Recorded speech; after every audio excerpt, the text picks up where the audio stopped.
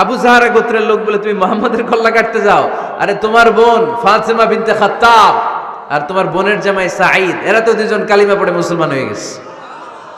আরে মুহাম্মাদের কল্লা পরে কেটো, আগে ঘর সামলাও। যে ওমর, আগে ঘর সামলাও, পরে তুমি মুহাম্মাদের কল্লা কাটতে যাও। ওমরে ফারুক রেগে গেলেন, রাস্তা ঘুরিয়ে বাড়ির দিকে চলতে আরম্ভ করলেন। রাগে তিনি গড়গড় করছেন। ওমরে ফারুকের বোন ফাতেমা বিনতে খাত্তাব, বোনের জামাই সাঈদ, তাদের দুইজনকে খাব্বাব রাদিয়াল্লাহু তাআলা আনহু সূরা তাহা ঘরের ভিতরে তেলাওয়াত করে শোনাচ্ছিল। পড়েন সুবহানাল্লাহ। সূরা তাহা দিয়ে আল্লাহ একটু পরে ধাক্কা মারবে আরেকটা। ওমরে ফারুক যখন আসলেন, ওমরে ফারুকের আওয়াজ শুনে খাব্বাব রাদিয়াল্লাহু তাআলা আনহু লুকিয়ে গেলেন। ওমরে ফারুক দরজার মধ্যে কড়া নাড়লেন। বোন বলে, কে তুমি? সাইয়েদনা ওমর বললেন, আমি ওমর। খুলে দেওয়া হলো। ঘরের ভেতরে ঢুকেই কথা নাই বার্তা নাই, নিজের আপন বোনকে মারতে শুরু করলো ওমর। বোন জামাইকে আঘাত করতে শুরু করলো। মারতে মারতে নিজের কলিজার টুকরা বোনকে, বোনের জামাইকে সাইয়েদনা ওমরে ফারুক পিটাতে পিটাতে রক্তাক্ত করে ফেললেন। গা দিয়ে ফিনকি বের হয়ে যখন রক্ত বের হয়, সাইয়েদনা ওমরে ফারুকের দিলের মধ্যে মায়া তৈরি হয়ে যায়। সাইয়েদনা ওমরে ফারুক বললেন, আমার কলিজার টুকরা বোন আর বোন জামাই, তোরা কেন মুহাম্মাদের কথায় পাগল হলি? বুঝলাম না কেন মক্কার লোকগুলো পাগল পাড়া হয়ে সব মুহাম্মাদের দলে চলে যায়। কি এমন কথা মুহাম্মদ তোদের শোনায়, কি এমন বাণী তোদের শোনায় যে বাণী শুনে সব তোরা মুহাম্মাদের দলে চলে গেলি? কি আছে মুহাম্মাদের কাছে? কি কি জাদুটা? কি কি জাদু পেলি সেখানে? আমার একটু দেখা। বোন ফাতেমা বলে, না ভাই, ইন্নাকা রিজিস, তুমি নাপাক। লা ইয়ামাসসুহু ইল্লাল মুতাহহারুন, পাক পবিত্র না হয়ে আল্লাহর এই কালামে স্পর্শ করা যায় নাকি? আওয়াজ করে বলেন, স্পর্শ করা যায়? ভাই তুমি গোসল করে আসো, তাহলে তোমার হাতে তুলে দিব, তুমি পড়লেই বুঝতে পারবা কি আছে আল্লাহর এই কোরআনে। সুবহানাল্লাহ পড়েন। সাইয়েদনা ওমর ফারুক গোসল করে আসলেন। বোন এবার সূরা তাহা চামড়ার মধ্যে সূরাতু তাহার কিছু অংশ লিখে খাব্বাব রাদিয়াল্লাহু তাআলা আনহু লুকিয়েছিলেন। ওনার হাত থেকে সূরা তাহার অংশটা নিয়ে সাইয়েদনা ওমরে ফারুকের বোন ওমরে ফারুকের হাতে দিয়ে বলল, ভাই তুমি আসার আগে এই অংশটা সবাই মিলে তেলাওয়াত করছিলাম। ওমরে ফারুকের হৃদয়টা তখন একেবারে নরম, কারণ আগে ধাক্কা খাইছে কয়টা? জোরে বলতে হবে। প্রথম ধাক্কাটা কিসের? হ্যাঁ, দোয়া। দ্বিতীয়টা হাক্কা, সূরার নাম হাক্কা দিয়ে দিয়েছেন আল্লাহ ধাক্কা। এবার দিবে সূরা তাহার ধাক্কা। ওমরে ফারুক হাতে নিলেন। খুব ভালো আরবি জানতেন, চমৎকার আরবির অর্থ বুঝতেন, কারণ আরবি ভাষাভাষী মানুষ। হাতে নিয়ে নজর দেওয়ার পরে ওনার চোখ দিয়ে দাঁড় দাঁড় করে পানি বের হয়ে গেল।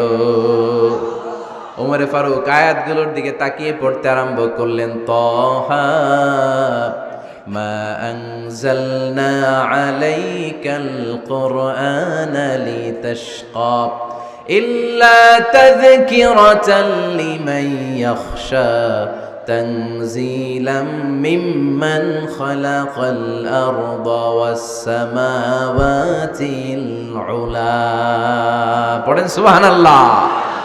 উনি পড়তে আরম্ভ করলেন, তাহা মা আনজালনা আলাইকাল কুরআনা লিতাশকা, এই কোরআনকে হতভাগা জাতি হিসেবে থাকার জন্য তোমাদের উপর নাজিল করি নাই।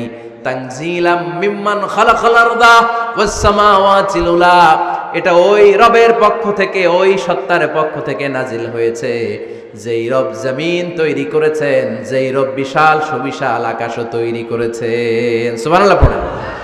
সূরা তাহার এই চমৎকার অসাধারণ শব্দ গাঁথনি দিয়ে এই আয়াতগুলো যখন পড়তে আরম্ভ করলেন, ওমরে ফারুক আর নিজের উপর ব্যালেন্স রাখতে পারলেন না, আর ধরে রাখতে পারলেন না। এবার ডাইরেক্ট অ্যাকশন। এবার কি? এবার কি? 3 নাম্বার ধাক্কা খেয়ে, সূরা তাহার ধাক্কা খেয়ে আর সামলাতে পারলেন না, পাগলের মতো হয়ে গেলেন। বলতে আরম্ভ করলেন, আইনা মুহাম্মদ, মুহাম্মদ কোথায়? সাইয়েদনা খাব্বাব বললেন, বিশ্বনবী সাফা পাহাড়ের পাদদেশে দারুল আরকাম ইবনে আবিল আরকামের ঘরে বসে বসে লুকিয়ে লুকিয়ে কোরআনের দাওয়াত দিচ্ছে। ওমর, তুমি যদি মুহাম্মদ সাল্লাল্লাহু আলাইহি ওয়াসাল্লামের দেখা পেতে চাও, তাড়াতাড়ি দারুল আরকামের ঘরের দিকে ছুটে যাও। ওমরে ফারুক তলোয়ার নিয়ে ছুটলেন, পাগলের মতো ছুটলেন, আর ধৈর্য ধারণ করতে পারেন না। বিশ্বনবীর নূরানি চেহারাটা একবার দেখার জন্য পাগলের মতো ছুটতে আরম্ভ করলেন।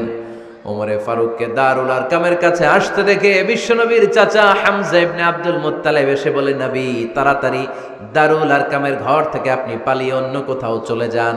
ওই যে ওমর ইবনে খাত্তাব নাঙ্গা তলোয়ার নিয়ে আপনার উপর আক্রমণ করার জন্য ছুটে আসছে গো নবী।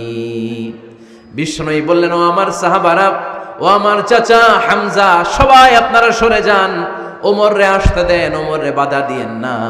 কারণ কিছুদিন আগে তাহাজ্জুদের নামাজ পড়ে আমি আল্লাহর কাছে একটা বিশেষ দোয়া করেছি, আমার মন বলছে ওই দোয়াটা আল্লাহ কবুল করতে শুরু করেছে।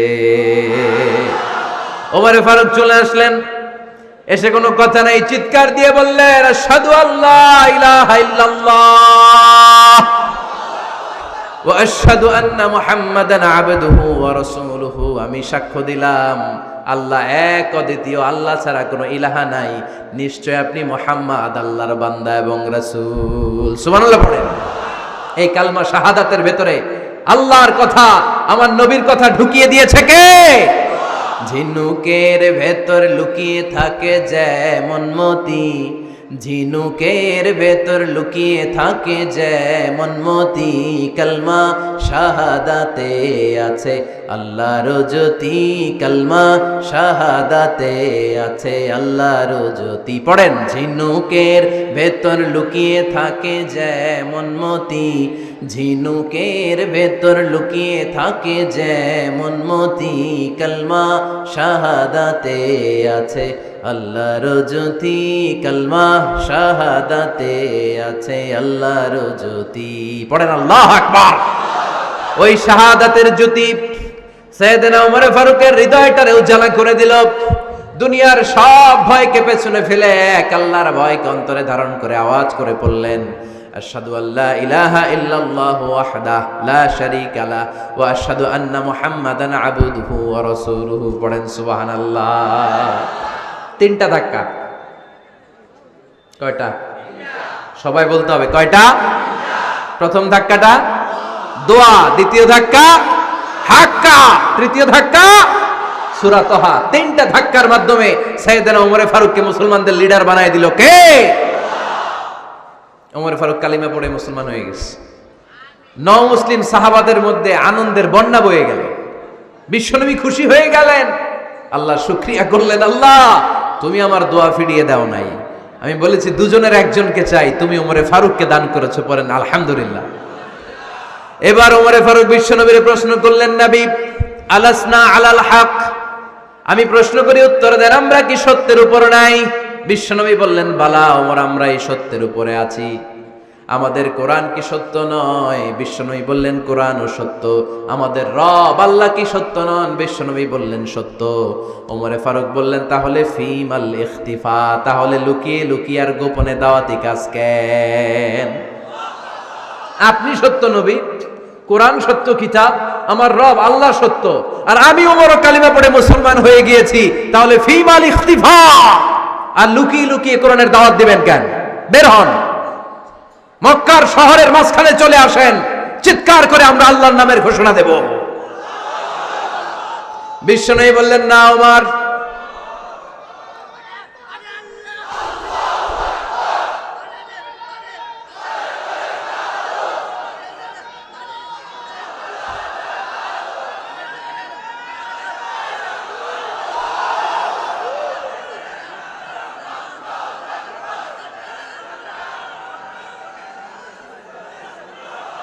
বিশ্বনবী ডেকে বললেন, না ওমর, এটা মাক্কি জীবন, ওমর এটা মাক্কি জীবন, এখানে দাওয়াতি কাজ করব লুকিয়ে লুকিয়ে, আস্তে আস্তে।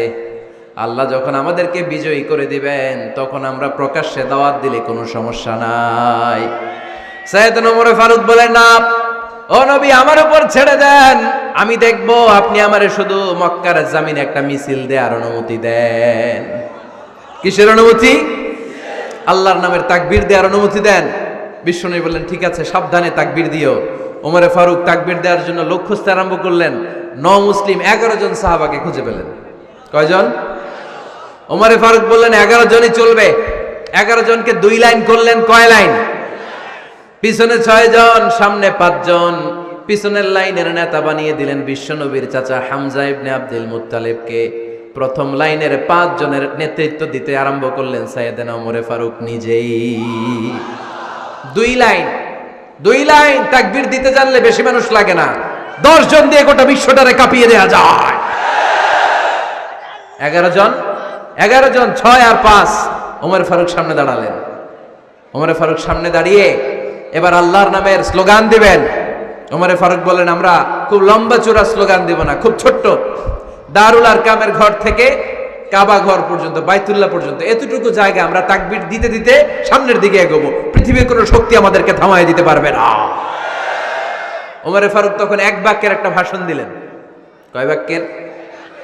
ওমর ফারুক সামনে দাঁড়িয়ে বললেন, মান আরাদা আন তাসকুলা উম্মু ইয়াতামা ওয়ালাদু তারমিলা যাওজাতুহু ফালিয়াসুদ্দানি। কে আছো? মান আরাদা আন তাসকুলা উম্মু, কে আছো মায়ের বুক খালি করতে চাও? ইয়াতামা ওয়ালাদু, কে আছো বাচ্চাগুলারে, সন্তানগুলারে ইয়াতিম বানাতে চাও? তারমিলা যাওজাতুহু, কার এত বড় বুকের পাটা আছে দেখি, কে আছো স্ত্রীকে বিধবা বানাতে চাও? বুকের পাটা থাকলে আমি ওমরে থামাও, যদি সাহস থাকে আমি ওমরের মিছিল থামাও। ওমর ফারুক শুরু করলেন, আল্লাহু আকবার, আল্লাহু আকবার, আল্লাহু আকবার। স্লোগান দিতে দিতে সাইয়েদনা ওমর ফারুক কাবার গিলাফ যে স্পর্শ করলেন, ওমর ফারুকের এই স্লোগান কেউ থামাতে পারে নাই। কিয়ামত পর্যন্ত এই আল্লাহর নামের স্লোগান কেউ থামাতে পারবে না। চিল্লায় বলো ঠিক কিনা?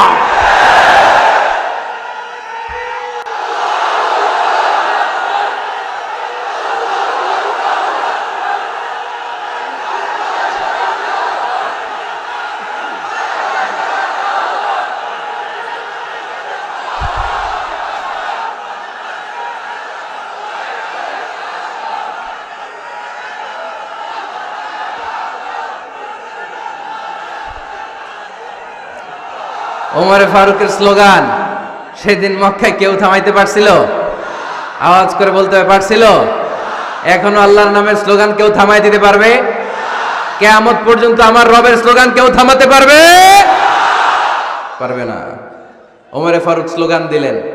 আবু জাহেল, উতবা, শাইবা, ওয়ালিদ ইবনে মুগীরা আল্লাহু আকবার ধ্বনি শুনে বাইরে আসছে। কিরে, এত বড় স্লোগান, আমাদের কাছ থেকে পারমিশন নেয় নাই, অনুমতি নেয় নাই।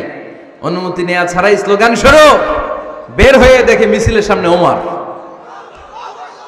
ওমর ফারুককে দেখে আবু জাহেল দিছে 1 দৌড়, উতবা দিছে আরেক দৌড়, সাইবা দিছে বহু দৌড়। সুবহানাল্লাহ পড়বেন না? এজন্য ওমর বেশি লাগে না, ওমর লাগে 1 জন। চিল্লায় বলতে হবে, ওমর ফারুক লাগে কয়জন? 1 জন। ওমরই গোটা বিশ্বের চেহারা পাল্টে দিতে সক্ষম। চিল্লায় বলেন ঠিক কিনা? গোটা বিশ্বে মুসলমানদের আছে করুণ অবস্থা। আমাদের কোনো সেন্ট্রাল লিডারশিপ নাই। আমাদের মুসলিম দেশগুলোরে এক করে রাখবে, ভাইয়ের মতো রাখবে, আমাদের স্বার্থ নিয়ে কথা বলবে, এরকম নেতা আমাদের নাই। ঠিক কিনা? আমরা সেই ওমর ফারুকের অপেক্ষায়, আমরা সেই ইমাম আল মাহাদির অপেক্ষায়, যার একটা হুঙ্কারের আহ্বানে গোটা বিশ্বের সব মুসলমান এক প্ল্যাটফর্মে চলে আসবে। ওইরকম নেতা 1 জন লাগবে। কয়জন? গোটা মুসলিম উম্মাহকে একত্রিত করার জন্য 1 জন ওমরই যথেষ্ট। ঠিক কিনা?